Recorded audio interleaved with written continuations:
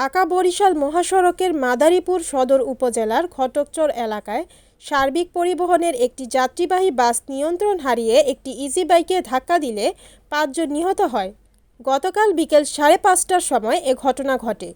নিহতরা হলেন মাদারীপুর সদর উপজেলার কেন্দুয়া ইউনিয়নের ঘটকচর এলাকার শাহ আলমের ছেলে মোহাম্মদ রুমান, মাদারীপুর শহরের কলেজ রোড এলাকার নেসার উদ্দিন মুন্সির ছেলে পান্নু মুন্সি, কুনিয়া ইউনিয়নের দক্ষিণপাড়া এলাকার জসিম ব্যাপারীর ছেলে সাগর ব্যাপারী। বাকিদের নাম তাৎক্ষণিক পাওয়া যায়নি। মাদারীপুরের মোস্তফাপুরের হাইওয়ে থানার ভারপ্রাপ্ত কর্মকর্তা মামুন আল রশিদ জানান, মাদারীপুর থেকে সার্বিক পরিবহনের একটি যাত্রীবাহী বাস রাজধানী ঢাকার দিকে যাচ্ছিল। মাঝপথে সদর উপজেলার ঘটকচর এলাকায় আসলে সামনে থাকা একটি ইজিবাইককে চাপা দেয়। ঘটনাস্থলে ইজিবাইকের ৩ যাত্রীসহ ৫ জনের মৃত্যু হয় ও বেশ কয়েকজন আহত হয়। কয়েকজনের অবস্থা গুরুতর।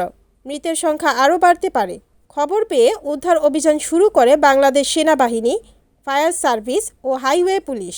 বন্ধ হয়ে যায় ঢাকা-বরিশাল মহাসড়কে যান চলাচল। নিহতদের লাশ উদ্ধার করে ময়নাতদন্তের জন্য মাদারীপুর ২৫০ শয্যা জেলা হাসপাতালের মর্গে পাঠানো হয়েছে। আহতদের জেলা হাসপাতালে ভর্তি করা হয়েছে। রিপোর্ট মোহাম্মদ জসিম মিয়া, NNTV, মাদারীপুর।